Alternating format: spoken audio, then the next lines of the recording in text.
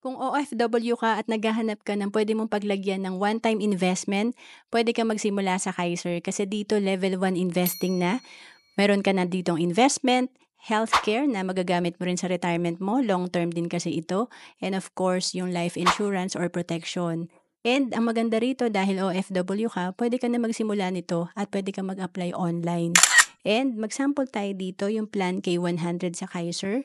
Ito yung one-time investment mo nasa 369,200 lang. And ang projection nito after 20 years nasa 1,314,206.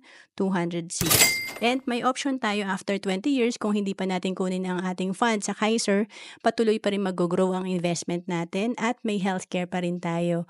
And ang projection nito after 25 years nasa 2.1 million. After 30 years, nasa 3.4 million.